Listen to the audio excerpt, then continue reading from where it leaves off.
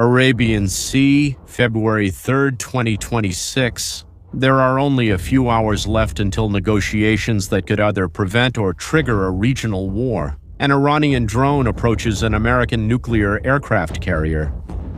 The United States ship Abraham Lincoln flies determinedly with aggressive maneuvers, ignoring warnings. The United States response is immediate. An F-35 Seafighter jet is launched from the aircraft carrier's deck. The pilot approaches, locks onto the target, and fires a missile. The Iranian drone is destroyed instantly, but if you think that was the day's biggest event, you're mistaken, because Iran wasn't just testing an aircraft carrier. A few hours later in the Strait of Hormuz, something much more dangerous was happening. 6 Iranian speedboats, armed with heavy machine guns, surround an American ship, the Stena Imperative.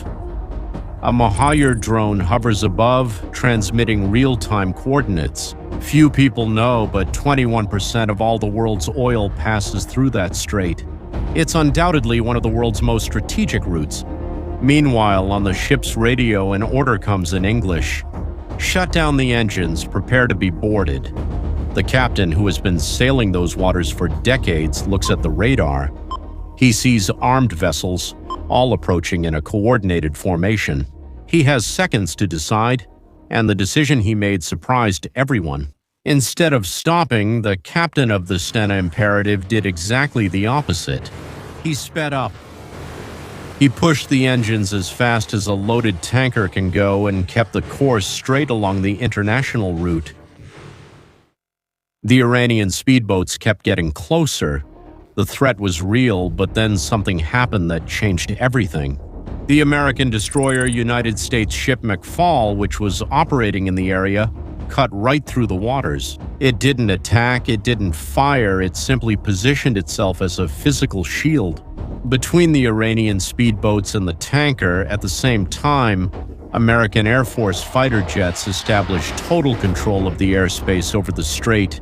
The Iranians suddenly realized they were no longer intimidating an unarmed merchant ship. They were facing a warship.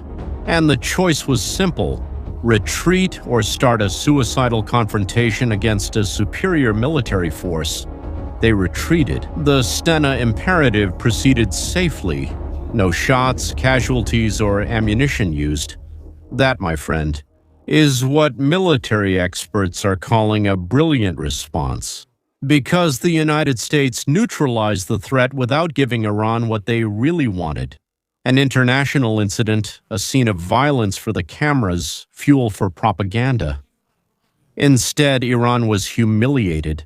Their intimidation tactics, which had worked for years with commercial ships, completely failed against a coordinated and determined defense. But here's the question everyone is asking: why is Iran doing this now? Why provoke the United States just when negotiations are about to take place? To understand this, we must go back 8 months to June 2025. On that date, a conflict occurred that changed everything in the Middle East.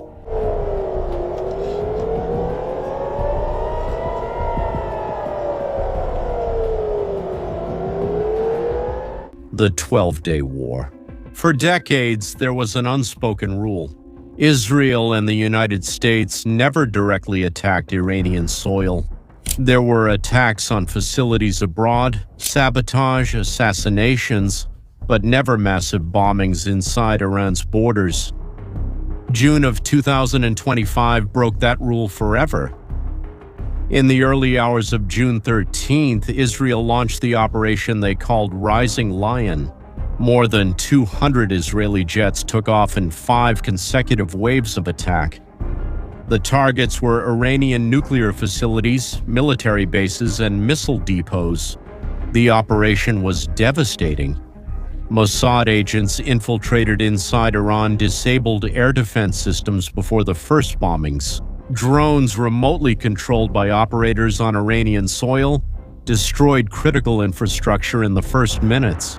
When the sun rose on June 13th, 30 Iranian generals were dead and 9 nuclear scientists had been assassinated. Iran's nuclear program, which took decades and hundreds of billions of dollars to build, was in ruins. Iran responded forcefully. More than 550 ballistic missiles were fired at Israel. Some broke through the defenses, hit Tel Aviv, hit residential areas, but most were intercepted by the Iron Dome systems and American support. For 12 days, Israel and Iran exchanged attacks. Inside shaking buildings. And then on June 22nd, the United States entered the war. B-2 bombers, practically invisible to radars, attacked 3 Iranian nuclear facilities, Natanz, Fordo, and Isfahan. Special bombs, capable of penetrating meters of concrete and earth, destroyed underground complexes. It was the first time in decades that the United States directly attacked Iranian territory. Iran responded by firing missiles at the American base of Al Udeid in Qatar.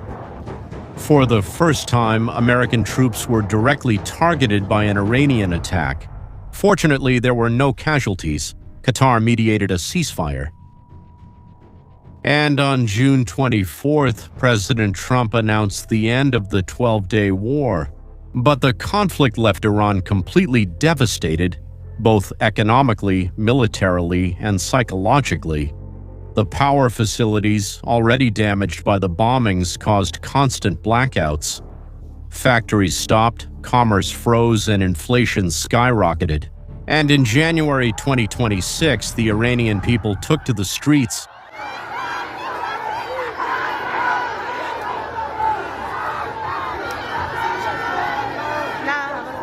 Thousands of protesters demanding change. The regime responded with brutal violence. Thousands were killed, hundreds of thousands imprisoned. President Trump threatened a military intervention if the massacre continued, but then changed his tone. Instead of bombs, he offered negotiations, a nuclear deal.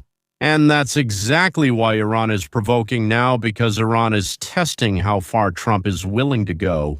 Will he attack because of a drone, because of speedboats, or does he really want a deal?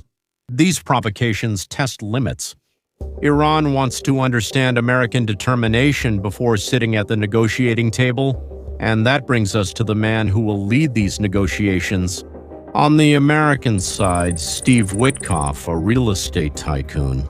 He is not a career diplomat and has no experience in nuclear arms control, but Trump chose him precisely for that reason.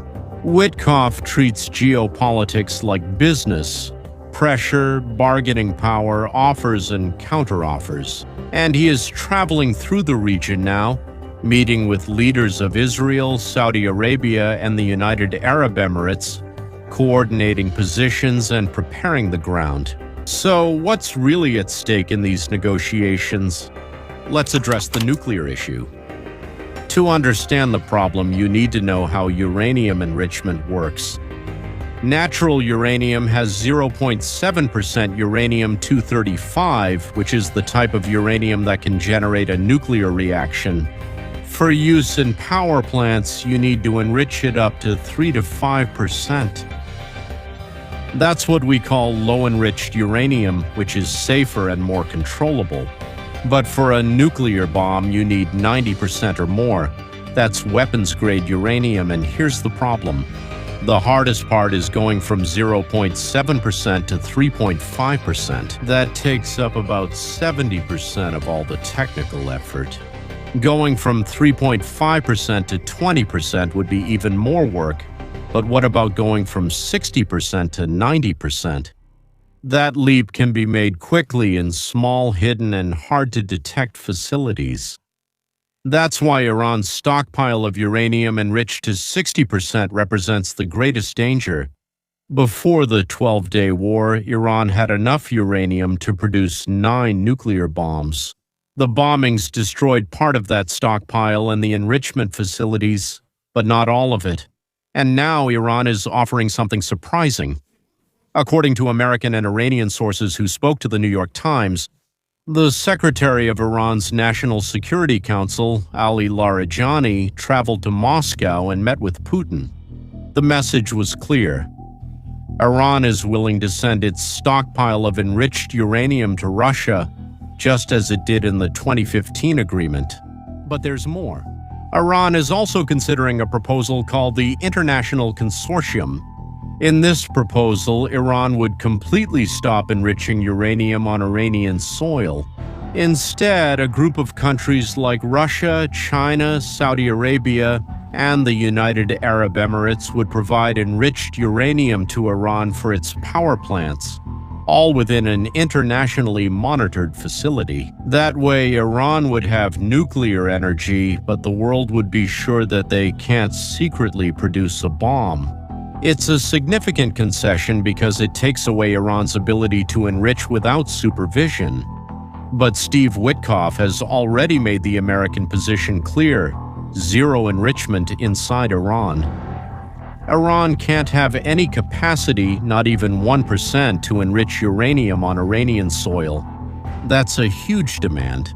And for Iran's supreme leader, Ayatollah Khamenei, this seems like surrender, because he sees the nuclear program as a sovereign right, a guarantee against future aggression. Giving in under military pressure would be seen as weakness, and weakness in a regime already shaken by internal protests can be fatal. But the nuclear issue is not the only problem. Israel and the United States also want Iran to limit its ballistic missile program.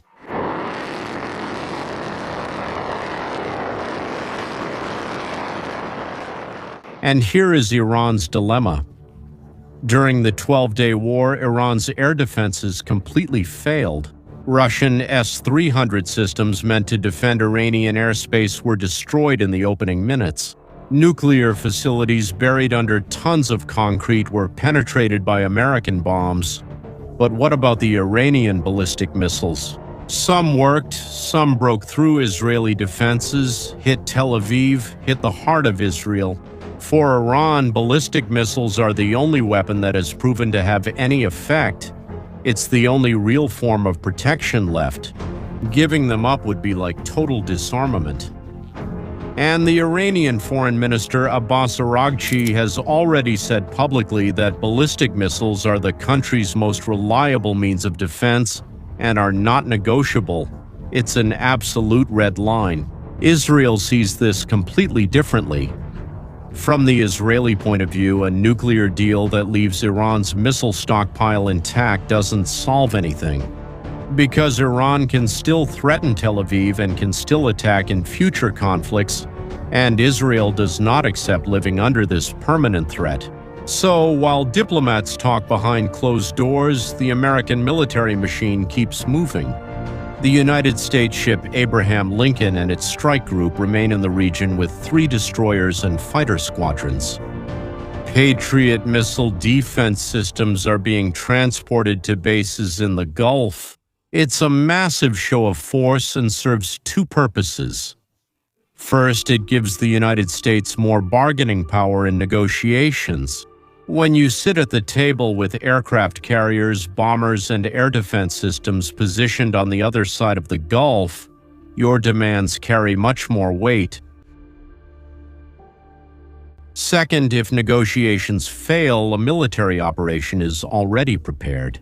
One thing that was clear in the incident shown at the video's start is that the brilliant response of the United States ship McFall on February 3rd bought time. Let diplomacy work, and for cooler heads to prevail, but that time is running out. The negotiations are a matter of hours, not weeks.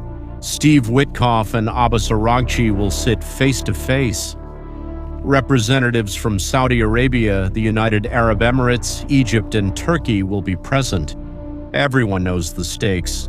An agreement could bring historic peace. A deadlock could lead to years of prolonged conflict, and a mistake could trigger the most destructive war the Middle East has seen in decades. What happened in the Strait of Hormuz was just a test, but next time it might not happen the same way. The question that remains is whether diplomacy can work fast enough to prevent the worst. Now I'd like your opinion. What do you think will happen? Will they reach a peace agreement? Leave your answer in the comments. If this video helped you understand what's really happening in the Middle East right now, share it with someone who also needs to know, and subscribe to the channel to follow how this story unfolds in the next hours and days. See you in the next video.